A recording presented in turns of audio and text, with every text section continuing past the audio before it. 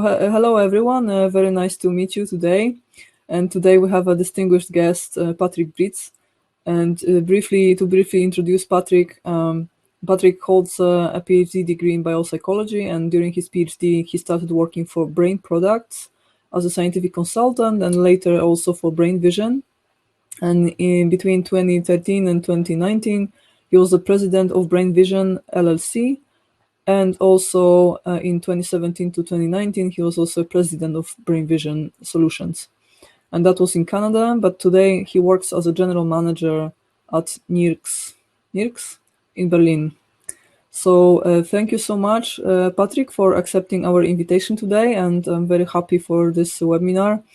And now I would like to give the floor to you so that you can tell us your story in fine detail, and please tell us, all your stories so far, and how it happened that you became a general manager, where you're working right now. Thank you so much again, and please tell us. Thanks so much. Thanks so much for having me here. And Natalie, it's the first time I'm introduced as distinguished. I thought that comes later in life, so I'm very happy this is the first time that word was used. Thanks so much for everyone's time here. I'm not 100% sure what you hope to get out of this 1 hour, so I'm very happy if you post any questions you have. If you don't post any questions, what I'm going to talk about, I would say quickly how I ended up in science, and no, not in science anymore, but in industry, and why I think this is a more than ever relevant topic. This is the first thing. The second thing that I talk about maybe is I now run a couple of companies and had to hire several people out of academia. And well, I'm a trained psychologist, so I always had a little bit of an interest, or big interest, in hiring good people. It's very important for a company finding the right team. I think it's core to being successful. So there's a lot of effort that a company does. Not always successful, not always you will see it from the outside, but theoretically every company tries to hire good candidates. So I can tell you which efforts I do, what I think what other companies are doing, and how you can counter this game, or how you can counter the game sounds wrong. What you can look for to be successful at that. And maybe then in the next step, I would go over the mechanics of an application and the process, because I see something like 200 plus applications a year, and I see from very good ones to a lot of ones that do very basic mistakes, and the basic mistakes at least you could avoid. And it's not just the applications, also the process. How do you get to an employer? Because just sending the application is actually not the most effective way. That is how I would do it, unless you guide me otherwise with your questions. Do I see, if I'm looking at this chat window and I don't see any questions, so I just continue at the moment. Okay, so how I ended up, I wanted to be a professor. You can straightforward call me a failed academic, because I wanted to be a professor and I didn't manage. I was in a lab from the first semester on, in an EEG lab in the methods department, and very motivated, did research basically from semester 1, and we did a lot of cool stuff and cool experiments and cool data analysis, and wrote software and macros and programs and whatnot. The one thing that we didn't do was publishing. So there was very little publishing going on in this lab. And I learned way too late that there's a certain way to an academic career, which you are measured in publications. Yeah, a little bit the network and being with the right people. But if you're finishing your PhD and you have 0 papers out there, and the papers, you have 3 papers that are based on tons and tons and tons of experiments, but not politically wise and not well connected, I was in a bad spot. My English writing was also not that good. So this is obviously, if you try to get English publications, not so good. So I was in a tough spot, and I had a partner.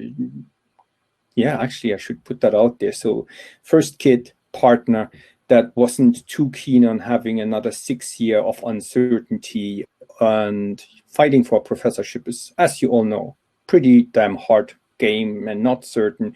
And at one point comes the questions, are you really up for that? slim chances of success, a long battle ahead of you, 6 years of uncertainty. And then I applied with this company that I was a customer for, 8 years. I used their equipment, I used their analysis software, and I wrote to their support basically on a monthly basis. And they were very happy to hire me.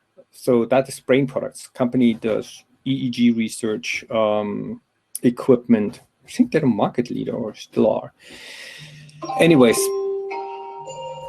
my apologies for the alarm. I thought I put everything on silent. You know, a webinar without at least one fuck up is not a good webinar, I think. So I think I put everything on notifications, airplane mode and whatnot. Airplane mode is not the same as silent. Sorry, I should have known better. Anyways, yeah. So how did I end up there? Did I write a fantastic application? No, actually, they asked me to put in my CV, and I anticipated that they would Google me. So back then, I went to a workshop on search engine optimization, and I made myself. Nowadays, you wouldn't use a different platform. Back then, it was WordPress. I made a WordPress blog for the sole purpose of showing up first on Google. So if you Google my name, you would find it, and you would find all my achievements there. And I was pretty successful because the application the company is known for is EEG fMRI, and actually my EEG fMRI article on WordPress came up before Wikipedia, so first in Google. I don't think that is necessary, but back then a lot of people, it was 12 years ago, right? It was a thing whether some people had very stupid stuff about themselves on the internet. Nowadays nobody does that, but back then it was something that made you look good. Anyways, so they hired me. They were very happy with me. And maybe one choice that is in a career choice, so we can get to that a bit later, but how do I end up being a CEO? It's a life balance choice, work-life balance choice in parts. And in the company, when new problems were going around, one of them was that they didn't find anyone to run the US. And I said, okay, I move with my family, everything. I moved to the US. I start up a company. It was just me. And I grew this company. It was, again, a bad choice if you talk work-life balance. This is something, there's no wrong and right. But it's a question if you want to end up there. And I could easily imagine 10 other ways of going in life that maybe at the end, who was happier, I couldn't say. Maybe let's keep that in mind.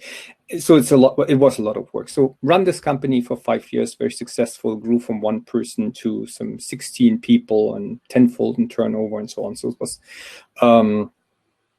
very nice. Came back from the US, tried to implement all those methods in the base company. Unfortunately, the US company under the new management didn't do well. So I went back this time by myself. I commuted for a year. In between, I founded a Canadian company to do the same thing in Canada that we were doing in the US.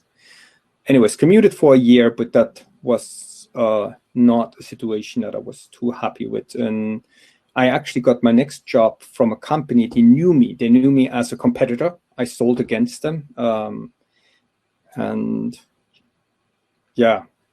See, here comes the point. I was made aware this thing is on later on published on YouTube. So I'm trying to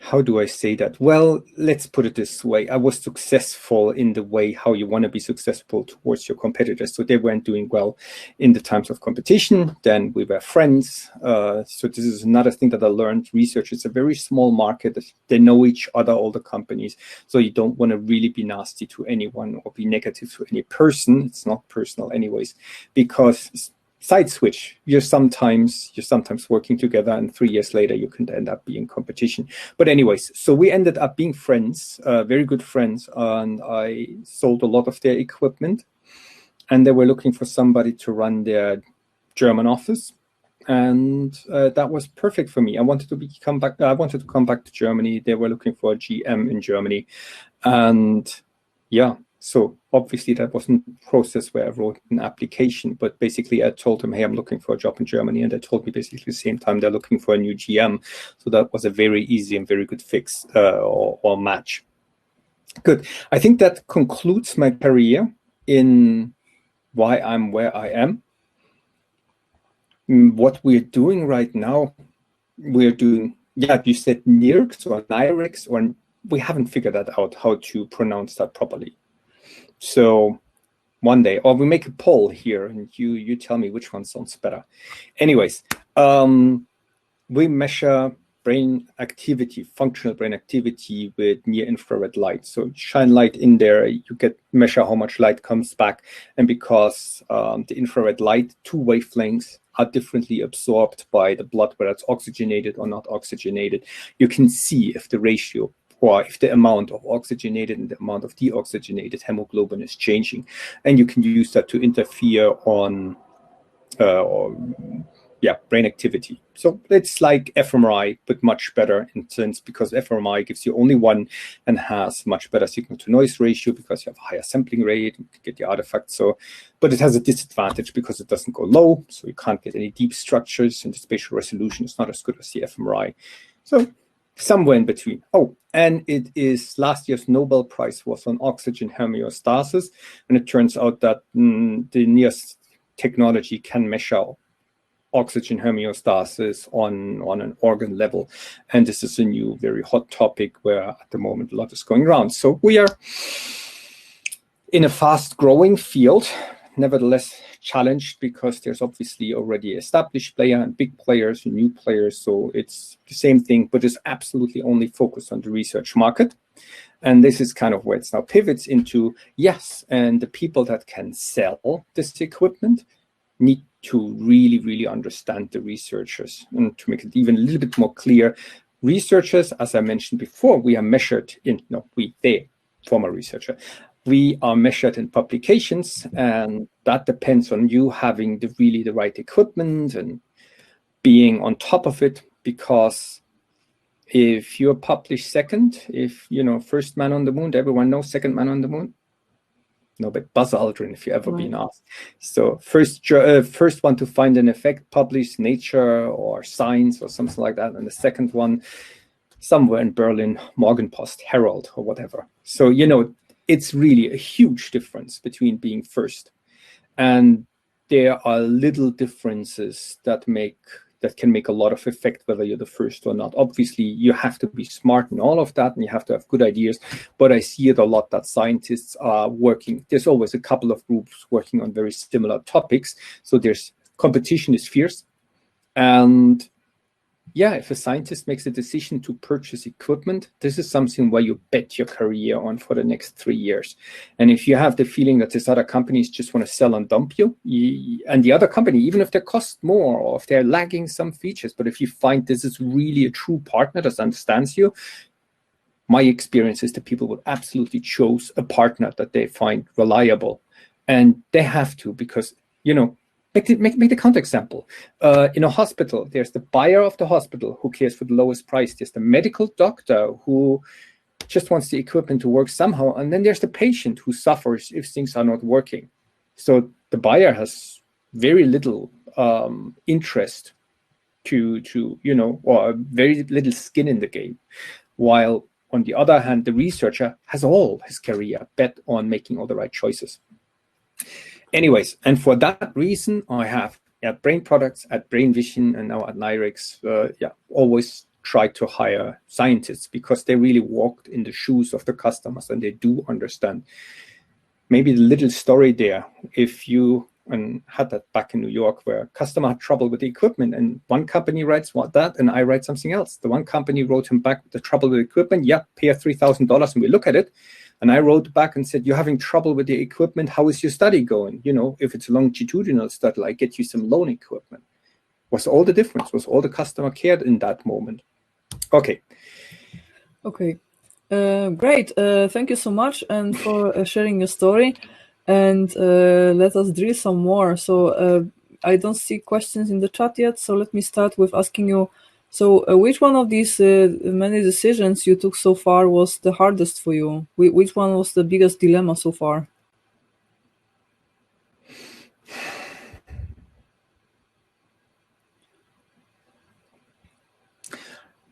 None of the decisions were easy. The hardest. Leaving academia, back then it felt like, because, sorry, I'm answering something else first, but then I answer the questions. Nowadays, it's known that your chances, PhDs to tenure track professorships, this ratio, you can read it up. And I mean, in England, the latest one was 1 in 220. 220 people doing a PhD, and one of them can get a professorship. It's not everywhere as bad. In the US, it's at least 1 in 10, but that number 3 years old, I would say, is 1 in 15. But back then, it felt like, yeah, if you really fight hard, you should get a professorship. Everyone who wants to, basically, it's just a matter of really, really fighting hard. Yeah, okay. I now know the numbers. That's not true. But anyways, leaving academia felt like I'm failing there. And I was doing it like, hey, this is the humble decision. That's the right thing to do. And, you know, kind of for family and safety and whatnot. That was really hard, and it took some 6 months, year, before I was an ultimate expert on EEG equipment, and I felt, yeah, it was the right decision. I think this one. Okay, great. Yeah, I think this decision is hard. Actually, I know some people who could make this decision in like literally one day. They just woke up one day and said, "This is enough. I'm done." But for me, it was also a long process, so I can totally see your point. Probably even longer than a year. But now we have a question from Lakshmi. Hi, I'm Lakshmi from India. I want to know what are your views on alternatives to measure researchers based on the number of publications, or the, I guess, impact factor of the journal they published in?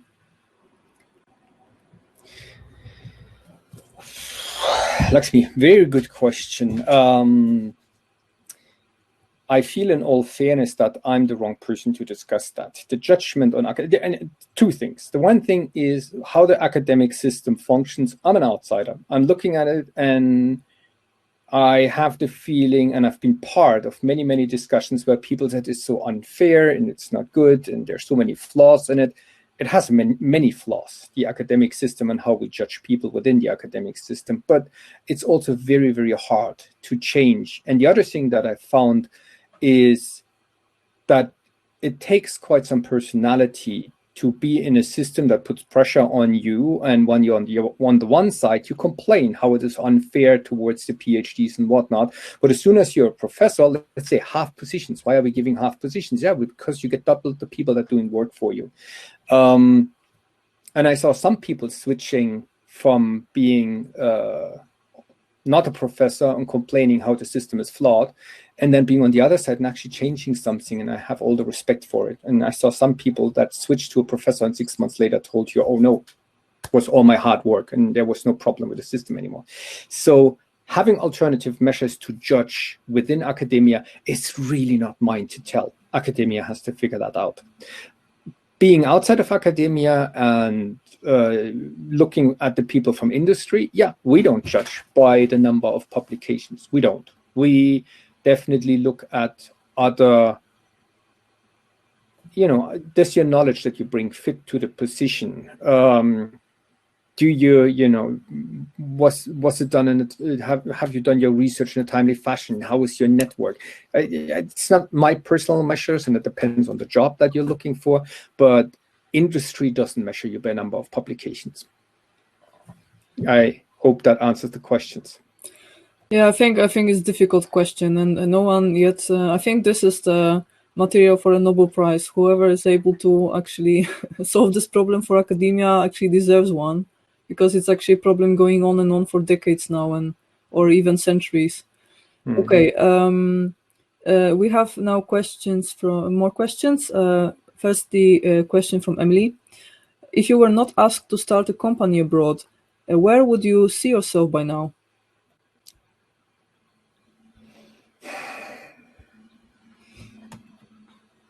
Um, there's the one thing I should say. So there two answers. So your question aims basically at a very specific time point in my life. I started with this German company, and then I was offered, I think after 6 months or so already, to go to the US and run this company. If I wouldn't have been offered this company, there were three places where I would have realistically ended. The one is back then, yes, I would have not minded becoming climbing the ranks of the company in Germany, and obviously ending up one day as the CEO, general manager, or whatever in this company, or head scientist, all of that. This is the one thing. The other thing, which was always where I was always inclined to, is at one point jumping off, making your own company, and the distribution part was interesting. So maybe I say something about that own company in a moment. Brain Products worked with distribution partners, and I became a distribution partner in the US. I wouldn't have minded being the distribution partner somewhere in Germany or Europe or something like that, and would have run such a business because as a distribution partner, you work with all those scientists. And basically, you go to the same conferences, you have all the fun parts of academia still. You talk to all the smart people, so it's actually a very nice job. So that were alternatives for me. And the other one, yeah, making your own company. I could go in. I had some. Okay, I give you one. I always had some crazy side ideas, and one was to make a biofeedback T-shirt that would just give you feedback on your posture, just a bend sensor in there. And yeah, being second, I wrote a patent together for that, and then I found out that some Canadian guy patented for a very different application, so I gave up on that. But on the other hand, my career was going too quick for me to ever have enough time to do my own company. And I want to summarize that in one sentence. If you're not working on your own dream, like Natalia is doing. Natalia, I say that name right? Did you mean me? Yes. Oh, thank you. And then, yeah, it's Natalia. Natalia, yeah, you're working on your own dream and you're doing great in there. If you're not working on your own dream, you get hired by somebody else like me to work on their dream, right? Or on my owner's, no, not my owner, the owner of the company that I'm responsible for. They dream of their company. So this is a sentence, but having your own company, as you can definitely hear, is not just all fun and games. But it's definitely something that always has intrigued me. And because I also had that mindset, I think that qualified me to run a company for somebody else. But actually, if I can add something to this, whenever I talk to you, I smell an entrepreneur, honestly speaking. I really think that there is something high, on the back of your head that will come to the surface one day. I just can't. I would bet that in 20 years you will be definitely have at least one company. Mm-hmm. So, yeah, I could bet. I could bet about it. I helped a lot of people get their companies started. So as Brain Vision, as a distribution company, people that had solutions for scientists and were doing something in their lab for their people, I pushed them and said, hey, how about you offer that? And I'm going to sell that all over the US. And I worked with this company that I'm working for now, NIRx, they were a tiny company that was building devices far away from solutions to researchers. And I did help them a lot to grow. And there were other companies that I helped to grow. So yes, I see that as a very viable path. Well, I think it's also good to be a professional advisor, right? Like I think you're really good at advising people with stuff, and you're really good at pitching. So it's also like sometimes good to be in the professional advisory board. So maybe you also end up with shares in multiple companies just because you're a good advisor. That was not a question, indeed. Yeah. And again, we're putting that on YouTube. There's stuff which I shouldn't. Let's say you're right. All right. And about actually one note about dreams. It's actually funny because like when I was in academia, I had this dream to become a professor in neuroscience. I was also like, my father is a chess player, and he always say you have to go for the win. If you go for the tie, you will lose. So if you do something, do it like 100%. So when I was studying neuroscience, I was really thinking of doing it all the way, and then. But so I had very, very precise dream, but like my daily life was sometimes miserable. But now it's like completely the other way around. So I don't even know what I will be doing in 10 years, but I just know that it will be something awesome. That's just completely the other way around. And it's also like interesting how, what dream is can change. Know where you're going. Yeah. Okay. Shall I answer the next question? Yes, I see. please. Rohit, what part of being in academia do you miss? Obviously, being in academia, actually, I'm very, very lucky that I'm dealing actually only with smart people still. But being outside of academia, I'm always afraid that you have a different crowd. And the crowd in academia, we have oddballs there, but I can honestly say I'm very, very happy whenever I'm at a conference, it's all smart people. And if I then have to go somewhere in a different event, and I think, oh, wow, no, don't want to have that. And if I wouldn't be in this lucky situation where I am right now, that I, with academic people, despite being not in academia, the vibe around it, that's what I would miss if I would go any step further away. With me not being in an academic position, obviously, once you're a professor and have a lifelong position and you have all that freedom, that is unique. And that is where I was actually going for, and I wanted to have all that freedom. And in a company, even if it's your own company, you do serve a purpose. And as a company has a mission and you have a playbook by your owners. So even the GM has a boss and you do what it's requested of you to do. So the degrees of freedoms are much, much less than what a professor has. So having this professorship, I never had it, so I can't say that I'm missing it. But envisioning it, I know they have paperwork and teaching and whatnot, but I still think, what I miss is something I never had, but what I thought it would look like. Actually, if I can add something to this, I think it's also mental health in academia also gets more and more attention on the media right now, and social media as well. And actually, one of the taboos that are not being talked about too much is the depression among professors, because they are under unbelievable pressure. And that's also, unfortunately, the case. So it's not known what are the precise numbers, but it's actually known that many professors have burnout. They are under such a pressure that they are not supposed to share, because they have to be the role models. So it's also like it's the double pressure. So in fact, it's unknown to what extent a professorship is actually a happy life, because there's no hard data on that. But it's known that it can also be not as shiny as we believe from our side.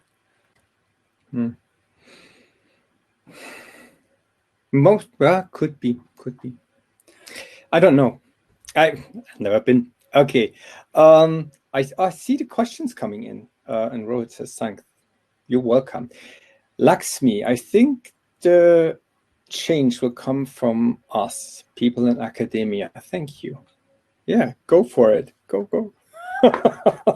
Absolutely. So, but it seems to be very hard, because if you're the first person that changes, gives you a PhD or your postdoc, you give your PhDs a full position, then you have only one employee. But that employee will hopefully focus and you can select the best. So there's hope that academia is changing the system from within. It's not really a question, right? Right. Shall I read the next question? Yes, please. That's from Charles. Did I hear you say earlier that you are dealing relatively a lot with hiring new staff? Yeah, I think that's also very interesting to us. I'm now for the first time involved in hiring a new colleague and taking the lead in that, who will be working closely with me in the next 3 years.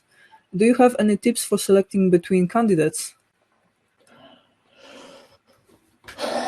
Well, given that we only have 1 hour and after that hour is hardly gone, I will try to put it in a nutshell. But yes, absolutely. Hiring people is not something you should do out of your gut feeling, but there's a lot to read about how that is done. I try to do it in 3 minutes. hiring, whatever you do. And this is something I firmly believe. When I did my PhD, part of the time I financed myself, was working in HR. We did this build assessment center, and I did the statistics behind this assessment center. If you ever come across latent state trait models, that's what I tried to apply to some must tests that an insurance company had, a German insurance company. Anyways, long story.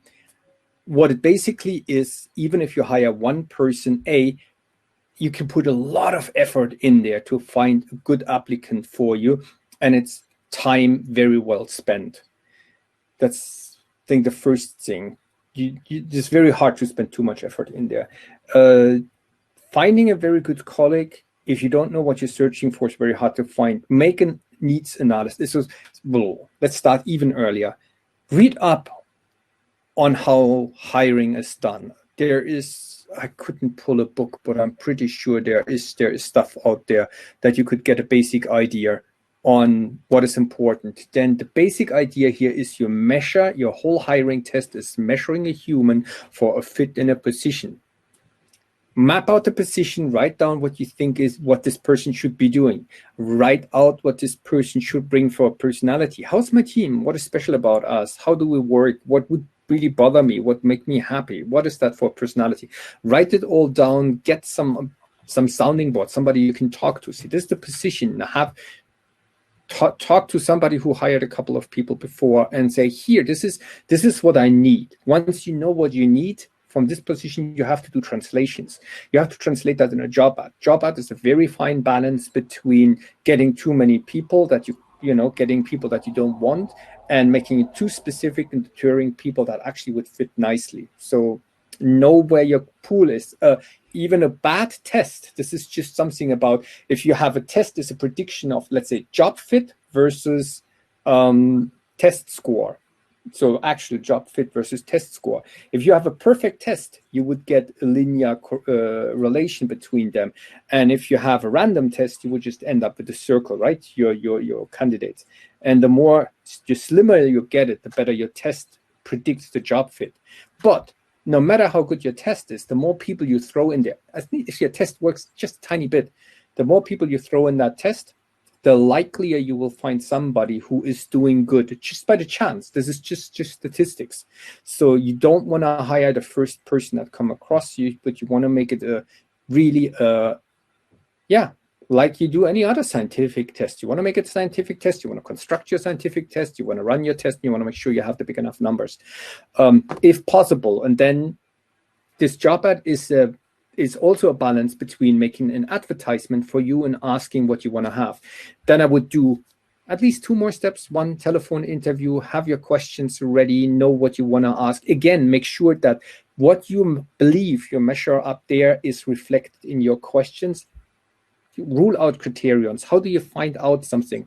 And then make an in-person interview, spend some time. There are very fun question. If you hire somebody for a team, is the best question, prediction of team fit, that I found. Google, Facebook, they spend millions, literally millions, on building better assessment center and hiring tests. And one of the things that they came up with is, imagine you're sitting on the airport, last flight is gone, was canceled, you are stuck with this person at the airport, it's 11 o'clock in the evening, too late to go to the hotel, shops are closed, and you basically have to get through the night with that person talking. Or how you feel? Is that the most interesting night and we will not run out of topics to talk? Or is that, that's gonna be awkward? So that's a question that you can ask yourself, ask everyone else, ask people independently. We know that if you sit down and you build an opinion, that people just go with the flow of the leader, whoever kind of says an opinion first, and you have bias. So write down your question, interview the people separately, so have them answer it separately, and then aggregate later. And if you have big discrepancies in how people see your candidate, this is always a good indicator that something is off. So yeah, spend a lot of time, take it scientific, and sorry, yes. Can I ask you an additional question? Yes. So from like what I see, and also a lot of people looking for jobs, they often complain, and I think it's a justified complaint, that the job offers often sound very similar to each other. So it's this pseudo language, this convention of putting a job offer together. Then everyone is looking for motivated team player, with, enthusiastic person, and it's like you read through 100 job offers and they all sound the same. So how would you, what would you be your advice to how to make your job offer either stand out or be maybe more concrete or more descriptive than this, this standard? Three things. One, it's 2020. You want to look for somebody who is motivated, self-starter, and a team player. This is the best we come up. So the company comes up and I'm writing that my own job ad, even after thinking for a week about it. What do we need? Because that's what we need. And this is unfortunately something, and I know you have some thinking about that, which we can't really measure yet. And we need someone to build a company that measures all of those features and make sure that we have more of a team player and more of a self-starter, depending on what positions we are looking for. So the companies are writing that in there because they're actually looking for that. And here comes the point. If you're smart, and now I'm flipping it around, you're not searching, but you're actually applying, take this job ad, take it like $1,000. There's a call for $1,000. And if you read that line by line, then you answer line by line. If they say, show how it's relevant for humans, and you say, so many humans have these conditions and we want to fix it. Show that it is not done before. And there's this work, but that is not done before. And you go line by line. And then there's a job ad and you completely ignore that. You say, okay, I want to apply there. And then you write your normal application. No, you take their job ad and you go line by line. So you look for a team player. I did the following things in a team. Either I play hockey with my whatever, and I'm doing this since 10 years and I know how to play a team, or even better, in my job, we were 5 people and we had to organize us. And I was always the guy who organized the team, or the lady behind the coherence of the lab, whatever. And then they say a self-starter. And then you say, hey, I did my PhD. How much more self-started can I be? But you have to translate that. If they put that out there, this is the best thing they can come up with. So this is the one thing. Now, how do I stand up? If I'm putting a job ad out there, write a bit more about the personality. Write what is important. Don't write in all the things that are a given. I would still write the self-starter, but you can write them, hey, we are a team where the people work for weeks on their own project. Hence, you need to be a self-starter. We are working with 6 people sharing the project. We have a shared code on GitHub. People need to communicate. Still, we need to communicate. Tell us that you're a team player. You can make it a bit more personal, a bit more fitting if you want to stand out of the crowd. Go a little bit more on the marketing side and say, we are an awesome team. One more thing, it's not a secret. Last job, no, it's now not on the website anymore. So the last job that I wrote was on the benefits. The benefits is, you can say salary, vacation days, and insurance or something like that. You can also go, benefits is you work on an awesome project. We make a difference. This is something with a meaning. We have great motivated people. You list 10 benefits before you put out the salary and the vacation days. Okay, great. And can I ask you one additional question here? Yeah. So given that you were hiring for a long time, what are the red lights for you that when you see that in the application, then that's a no-go for you? It's job specific. So in this thing, there's the job ad, then I'm getting an application, and at the application, I have no-go criterion. At the phone call, I have no-go criterion, and at the interview, at the in-person interview, I have a no-go criterion. Going back the ladder, is interview criterion, for example, the team fit is poor. I would definitely not hire. In the telephone interview, if the start date is outside the limits that we need, if the salary expectation in the written thing, you do an internet search. If you find somebody having extremist views somewhere on the internet, you wouldn't write that in your official guidelines. And I know this is on YouTube, but I would still say that in public. If you find that somebody has supported something very problematic and extremist, you would try to exclude this person from the further hiring process. But you have really you have those fixed criterions, but I do have criterions like if the application is obviously errorless, you don't waste your time. You have so much time in the day. And if they say, dear hiring manager, I'm looking forward to start in your lab, and you go kind of, not lab, company. I hope to further my career in science. That was not meant for me. And if that is typos from the beginning to the end, you wouldn't write think of grant application. If you wouldn't write a grant like this, there are people, I had talked to people said, I wrote 100 application the last month and I didn't hear back. And I said, would you write 100 grant application and be surprised that you not win any of those grants? Write one where you really think you win it and write it well. You want to win 1 out of 10 maybe. You don't want to miss 100. So, okay, hope that answers the question. Totally. And yeah, I have exactly the same experience. And maybe now a question, like, we only ask hard questions here. So hard question for you. Did you ever make a mistake? So did you ever feel like, oh, this was not a good hire? Did I ever make a mistake in hiring people? Yes. And I, not to, again, publicly say who the mistake was, but I made all my scientific, and it's very simple. I made all my document of hiring a scientific consultant is some 20 pages long, the whole process. And back then I made it a weighted average of the team fit, social components and knowledge. And I had one candidate who was extremely bright and actually was scoring low in the team fit. And on average, he just made the threshold. And I said, okay, it's fine. And it's turned out that was a bad idea. And now I would never hire anyone again that is a bad team fit. I'm now making it 2 independent criteria. So you have to pass both. You cannot compensate with technical knowledge for social skill and team fit. So yeah, definitely did a mistake there. And that's the advantage if you hire in such a systematic fashion. You can go back and look at your criterion and say, what did I do wrong? Which of these parameters didn't fit? Okay, so I have one related question to this one. So what is your thought of what is the optimal amount of candidates that you should pass through the first round of interviews to the second round? What's your typical choice?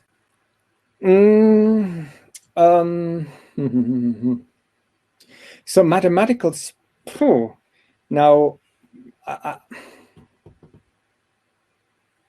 I am contemplating how deep to answer this question. You can actually calculate that. There is a formula where you have to estimate about 4 factors. How much does a bad person cost versus how much does a good person gain you? Is basically difference, the time that you need to figure out whether it's good or bad. Basically the distribution of how good could somebody perform in this job. And this is basically, you invest a certain amount of money, you want to have a certain outcome, so this is even a ratio. So the gain to the company, which can be negative if you hire the wrong person. And you should run this exercise once. If you hire a bad person, it costs you a hell of a lot of money because you lose time, you have to retrain a person, and. So all of that put aside, it does depend on the position and on your time and how bad you are. And it depends on if you really can how good your test is. The better your test is, the fewer people you need to put in there. And this is very hard the first time you do something to estimate how good your tests are. I would say ballpark figure. If you're getting less than 20 applications, you're not casting a wide enough net. Or you would say all of those 20 applications are really great, then you have fished in the right pond, let's put it this way. But in general, if I'm looking for a scientist and you put it on the website and you put it on some list and you put it on Glassdoor and EEG Lab list or whatever, and you get some 50, 60 applications back, then I try to have 10 to 12 phone interviews at least. And that leads to 4 or 5 in-person interviews that are then done with the whole team. And if you think that this is done whole team overall, some, I would say 20 hours, man hours invested from the team, then you get an idea how much money, if you just think how much an hour of a team member costs, how much money you spend on finding good team members. But my experience is it's so cool if you have a team that's fun to work with. And yeah, it's absolutely worth it. So breaking it down to a ballpark number, you have to go make the exercise yourself. Think how valuable it is and how damaging it is if you find a wrong person. That should convince you that you can do a lot of effort. And then I would say your job ad should yield something like 40 applications. 100, you're doing a little bit too much, but it could happen. If you have less than 20, you're maybe not fishing on the right conditions, or it's not attractive what you're offering. And then, have it there. Do your telephone interviews, 10, 12. Okay. Yeah, actually, one comment is actually this is something we are completely missing in academia. So almost no one, while hiring PhD students, is actually doing this team feat, right? So this is something non-existent, and it should be there. Again, not my field to talk, and I want to be very careful there, because hiring in academia is not like hiring in industry. Hiring in academia doesn't mean you have to fit for a team. There is a PI, principal investigator, a professor, who needs to get something done. Their criteria could be, it doesn't even, there are people where you're the only PhD, often PI, where it doesn't necessarily have to be a team, or you work 3 years in your one room and you do not even care what the other person in the other room is doing, because they're on a different grant, they're on a different project. It's cool, you share a coffee maker, but other than that, you have nothing to do with each other. So I think this is one reason why it's different. And the other thing is, you are also much more following your own goal. And again, the PI is following its own goal and you are following your own goal. It's not like a company where your boss and you hopefully have a much more of an overlap. I'm not sure. Sorry. Well, it's actually maybe debatable, because also depends on the branch of science, because in some branches there's like more teamwork by default, like in these big consortia there's supposed to be at least some teamwork, and in some other branches it's much more individualistic. So it's a big topic. Okay, so let us proceed to the next question. Let us first answer a question from Lakshmi, and then we'll be going forward to question from Emily. So Lakshmi says, what are your views on a two-way interview where the candidate is also interviewing you, so they don't end up in wrong position? Because lots of people take it as disrespectful or playing smart. So what would be a good balance between this two-way process?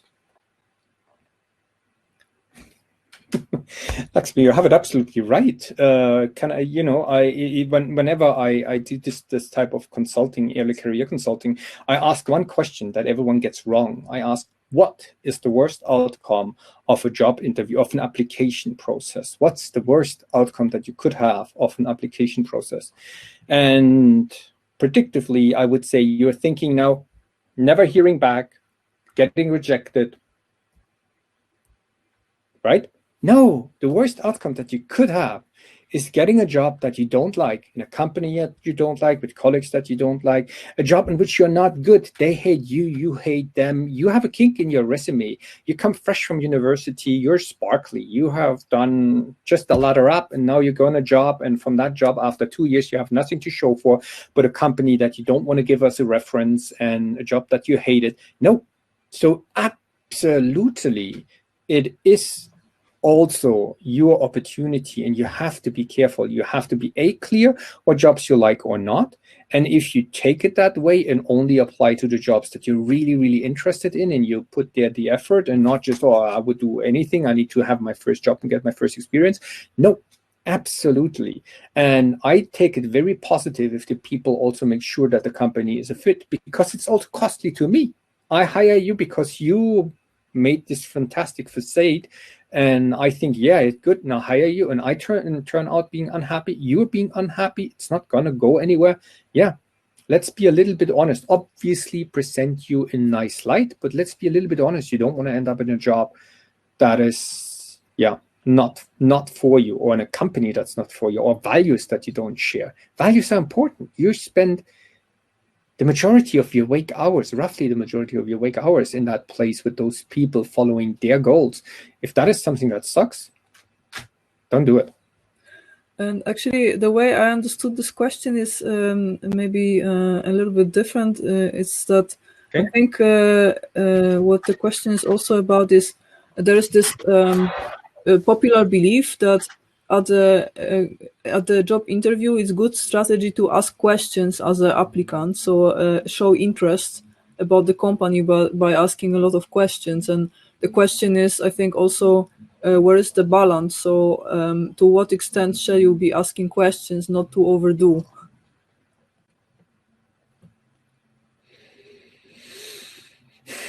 It's a good question. I don't know. In my experience, I never encounter applicants that would ask too much questions. I do encounter a lot of applicants that don't ask enough questions, where you think it's actually, I don't know. I really don't know. Sorry, now I'm speaking from my perspective only. I think maybe in a big company where you run into a professional recruiter who just has the task to bring the best people on board, and they think they are choosing between, the offerings, the many applicants that they have,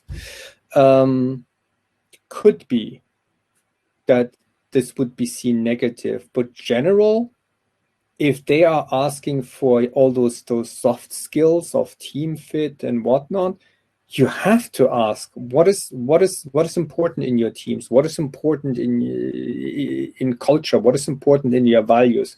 Yes, of course, read on their website their mission statement, even if it's outdated. Read their latest newsletter, know about the company. But if you ask the basic questions and said, so what's your company about? Not good. But obviously, if you have read up on them and now you have the questions, so you say that your mission value is this, this, and this. I wanted to know, is that really you're living that day to day? Is that fitting my position? Would you expect me in the position? How do we treat? What is your relationship with customer? You're not saying anything on the website. Or what's your guidelines for employees? Or do you have a handbook or whatever? Yes, of course. Okay, and can I ask you, since you had people working under you, so my question would be, what is your leadership style? How would you describe your attitude to your employees?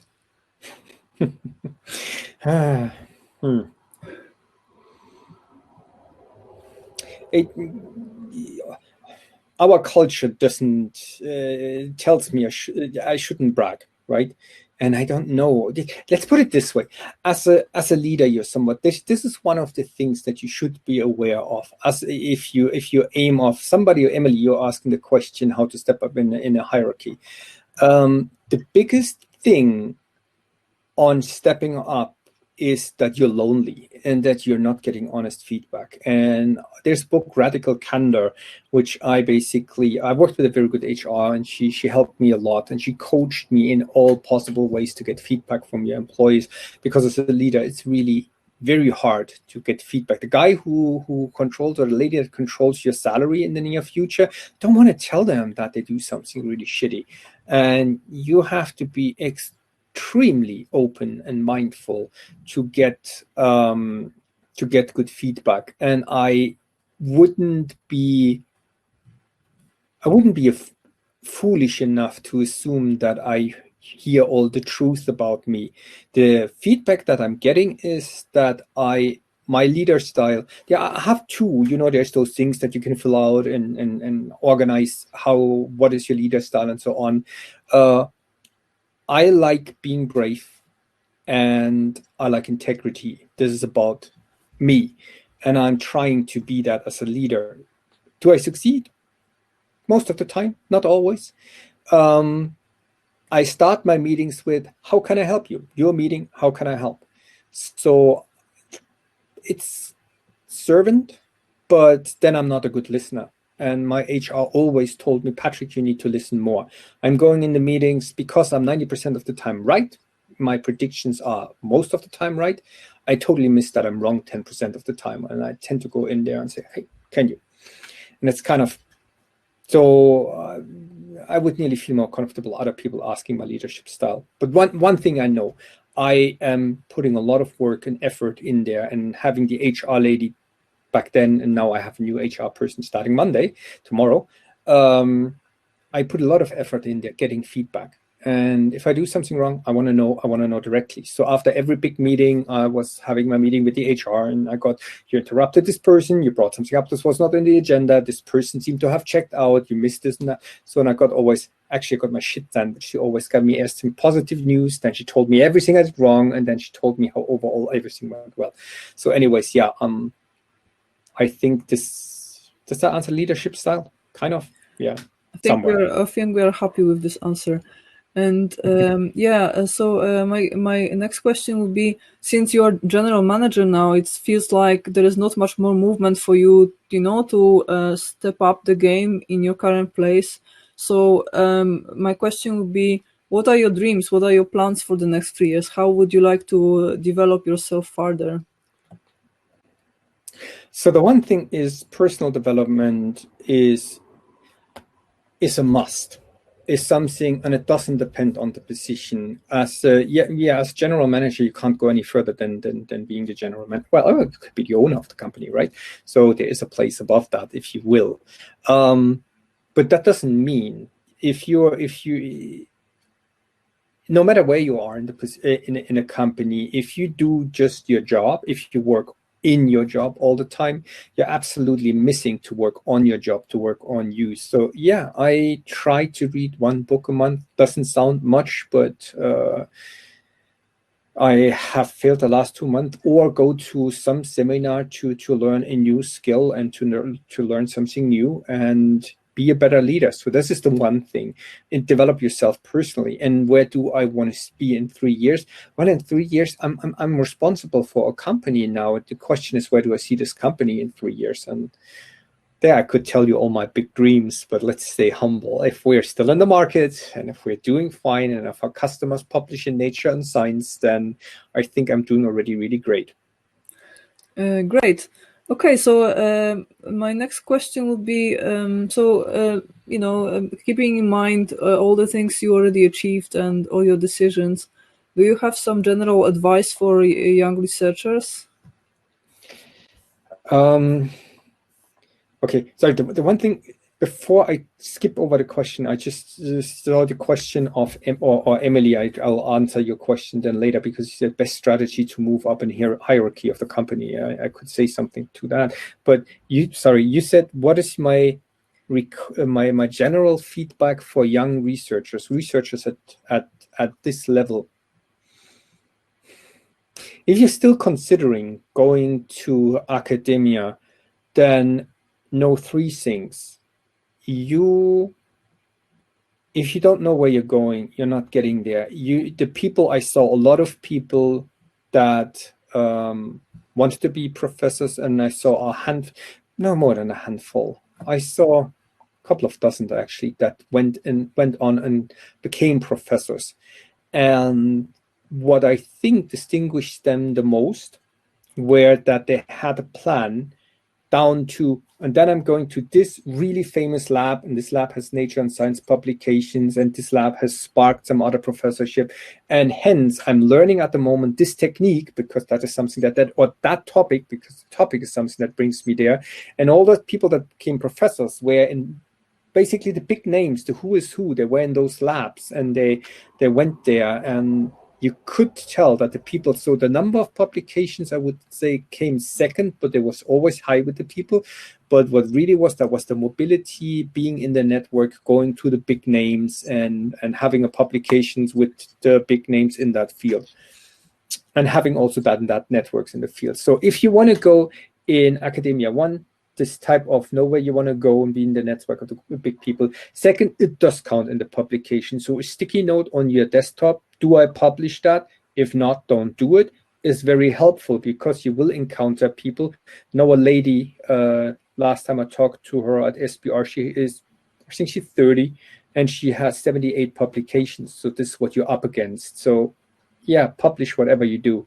And the last one, so let's pivot. You don't have to be in academia. I'm extremely happy outside or close to it, and there's a lot of fantastic jobs. And here's the most important message for the whole thing today. You, at the moment, underestimate how good you are. And this is because you're pitched against a hand-selected top of the top. You have to first enter a university in your field, which is already less than 40% of the population, do a PhD, less than 5% of the population, and then be really good in there. You are at the outer edge of the spectrum. And this gives you this comparison to your right and left. It's not real. The moment that you, as a PhD, completed PhD, move into industry, you will feel like an overpower. You like in a computer game, if you go back 20 levels because you redo the early missions, you feel totally overpowered. And that's an experience you will get, because fighting for that PhD is really hard on your ego, because you're dealing with the smartest people in a very narrow field and experts that have been there for 20 years. And suddenly you go out there and you have all the skills of acquiring knowledge, hard self-driven, self-motivation, self-organized. And suddenly you, with all that knowledge, you encounter people that haven't been through such a hard training, and you're really, really good. So know that if you get out of academia, you're actually better than you think you are. Okay, fantastic. And shall we now get back to Emily's question for a second? Okay, so now I have to look. What's the best strategy to step up in the hierarchy of a company? I had some time, as we were going through different questions. Bro, thanks for the feedback. I don't know if there's one strategy. I can tell you my strategy. My strategy was a shitty work-life balance. I definitely worked too much, and I have 2 kids, and I made it a habit to take the time that I have with them, to take it really, really serious and take my time off there with them. But other things that you could have done in life, when I talk to people now, it sounds like I'm old, but you talk to people and you think, oh yeah, I did my month there, and I did my work and travel there, and I took a year off there and whatnot. And you think, also cool choices, right? Or people that play fantastic instrument and are in a band and whatnot, so hobbies. So this is, and I don't want to give anyone the impression that this is the choice. No, I have something. Forget about that. Yes, it's hard work to move up, and it depends in which company you are. But the things that the sides that make a difference is, if you're in a company where where you're close to the core competences. I was in a scientific company, and I had a scientific background. I was fitting really well. That does help. That's the one thing. The other thing, that my philosophy, I personally, there's 2 work styles. There's the work style or how to protect your job. Some people try to not share their knowledge. Programmers that don't document their code, people that write everything in a private folder, and that they don't teach their students how they did the analysis. And there are people that are trying to hold on to their knowledge. That is, protects you against being fired, but it also protects you against being promoted. Because I can't promote you. You're the only person that knows this code. You're the only person who knows how to do it. So I always, really always, I've made absolutely sure that whatever I know, I shared with other people. I document it. I give it to the last job I had before this one, Brain Vision. When I left, no, actually, this nearly all positions that I left, the one common theme is I leave them under good conditions. So my actually, it was my assistant, and she went 5 promotions later. She inherited my CEO position at Brain Vision, Judy. She never called me afterwards. Well, friendly chat, but everything I knew was taught to somebody. Every relationship I had somebody with me and handed this relationship before I left the company. Everything I had was documented, taught to somebody, was put down. Yes, it's a risky business, because if I give all my knowledge and I'm, then I could be replaced, but I can also be promoted. And that was my my strategy. But there's obviously a lot more to be said. Figure out what is important in this position to that person that would hire you in the next job, right? And there's the Peter principle. Just because you're a very good salesperson doesn't mean you're a very good manager. And this is always a huge risk. So I always trained also with a little bit in mind, what do I need to have in the next position? What is the personal development that you have to bring? I have one more question then relating to this question. So do you believe that there is some natural charisma that every CEO should have? Because that's also a debate, right? So is it that everyone can, in a good situation, good conditions, and having a strategy, can anyone become a CEO, or you have to be born with the sparkle that is kind of, this is something you're given? in the end, it's a little bit like the professorship, right? We can't be all professors. And there has to be somebody who's willing to sacrifice basically his 30s in the pursuit of the scientific career. You're not getting those 70 publications by going out and partying. You're getting them by sitting in the lab till 12 o'clock at night and bleeding over your next publication, and some talent and whatnot. So I don't think that there's a lot of people motivated. The moment you are in higher management and you feel that you have to be friendly to everyone and understanding and balancing their emotions and lead those people are not coming to you and saying, hey, such a great job, company did well, you did amazing. They don't know what you're doing. They're most of them think, yeah, he's in his office writing emails all day long. I have no idea what he's doing. So I don't know. So first thing, I don't know. A lot of people think it's fun to go up the ladder, but actually up there, it's not all fun and games. That's the one thing. Not everyone can be there, because if you have a company of 50 people, you have one CEO and 3 C-level there. It's natural that. So, but if it is the path that you're pursuing, get a mentor, very helpful. Be strategic about it, like the professorship. Think of which skills are needed. Bring this personality to do what it takes. So to me, it was, they needed me in the US, I went to the US. They needed me in another position, I went to that other position. Whatever has the most value to the company. Stay close to what generates the value in the company. Yeah.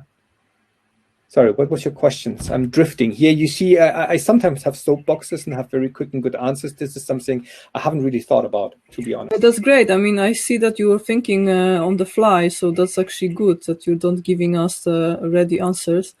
But yeah, I'm very happy with your answer. It's yeah. So if I understand correctly, you have to have focus, and that's more important than this sparkle, so to speak. Mm-hmm. Okay, we have 2 questions, and let's make it last questions, okay? Because yeah, it's actually we're going over time. So a question from Lakshmi. Do you think that some qualities that you gained from academia helped you to be where you are today and stand out? Absolutely, yes.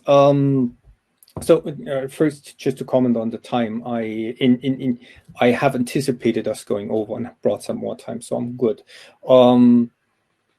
But thanks for being mindful there. So do you think the qualities, yeah, what I learned in academia, 3 things that have absolutely helped me. The one thing is, well, I was in the statistics department, and applying the scientific rigor to your company, to your jobs, to whatever you do there, absolutely helps.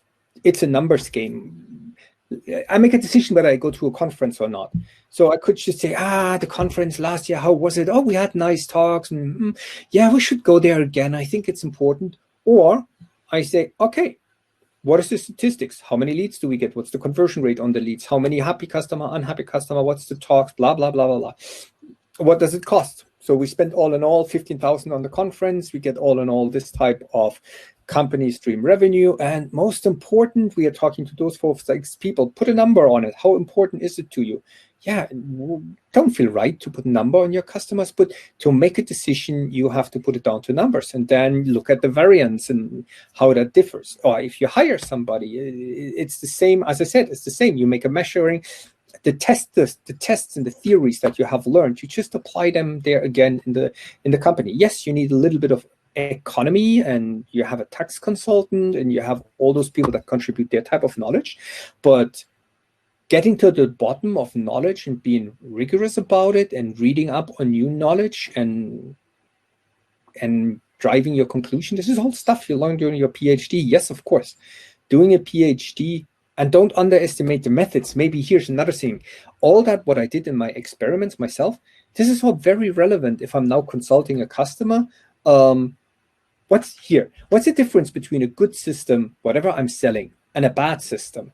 It's that you get better data, and the better data will give you less error variance and more effect variance, and that translates into needing less subjects or finding smaller effects and can do things that other people cannot do, and publishing first.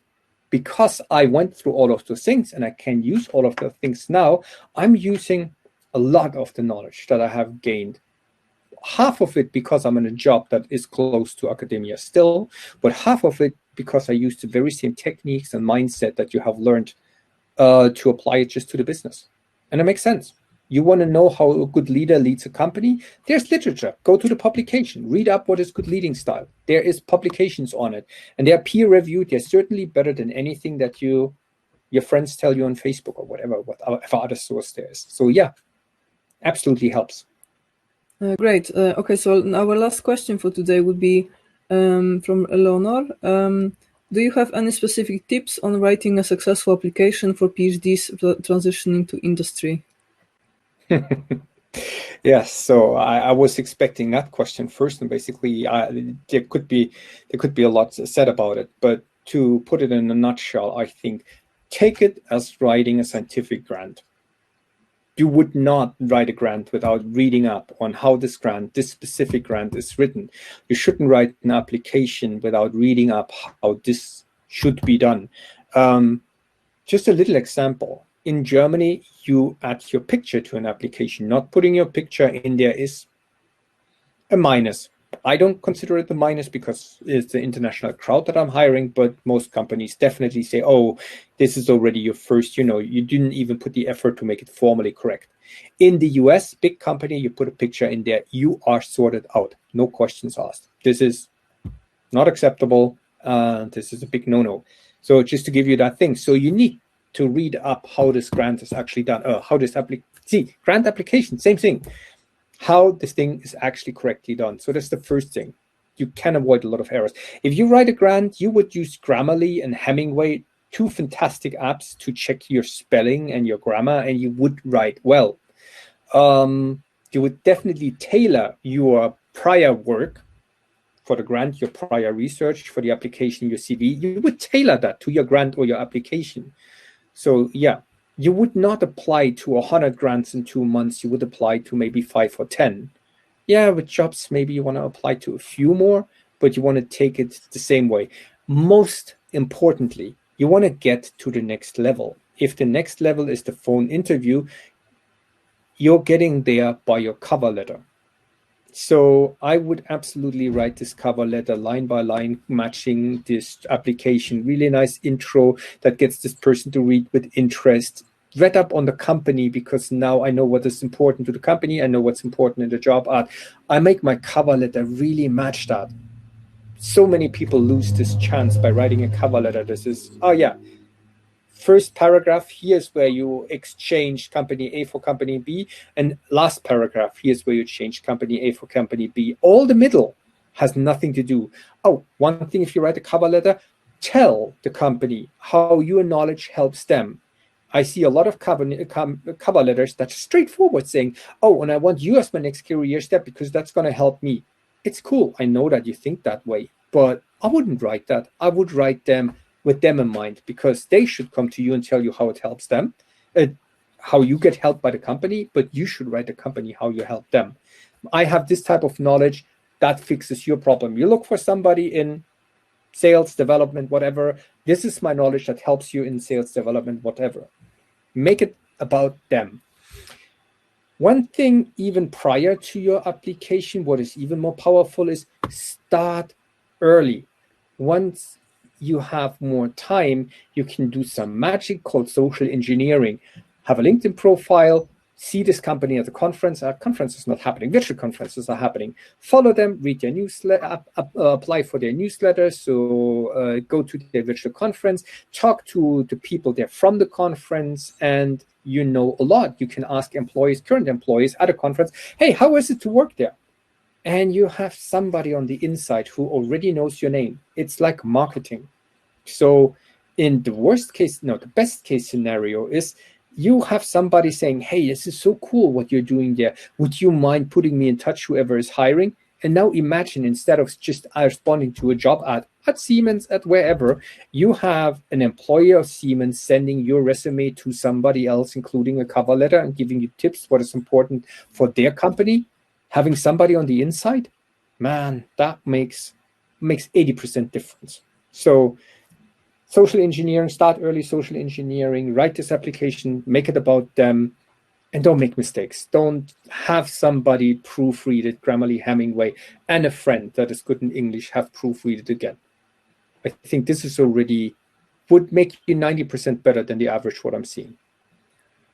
Okay, fantastic. Thank you so much, Patrick. And yeah, it's very extensive answer. Thank you so much. And FC, yeah, I think that we have to come to the end of this meeting. So thank you again for joining us. A lot of very insightful information, and yeah, I'm looking forward to see where what you're up to next in the next years. But I cannot get over this impression that one day I hear about Patrick Britz, the co-founder of some cool company. You know, running a company is fun, and at the moment I'm in a good spot. I'm with a fantastic company. I can see myself grow old here. So at the moment, as much as I was before always toying with the idea of having my own company, I have the feeling here in this company, it's not my company, and I'm very, very aware of it. So you have owners in a company, but it is nearly as good as having your own company. So yeah. I can see. So you said, where am I in 3 years? I think in 3 years, I hope to be still with this company, but in doing some even more exciting stuff. You know, this is the fantastic thing about NIRx. Why? And I should have said a bit more how I came to at the point when you asked me at the beginning why, you know, my career path, and I said, you know, I was commuting and I wanted to go here.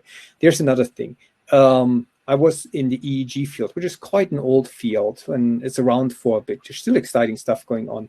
The NIRS field is very new, and or very new. It's fairly new, and it's a technology that's not that far distributed, which means if you are asking a grant for a NIRS system, you're not getting the answer, oh, there are already 3 NIRS systems at your university, but there's, oh, that's exciting. There may be even other people at your university interested in it.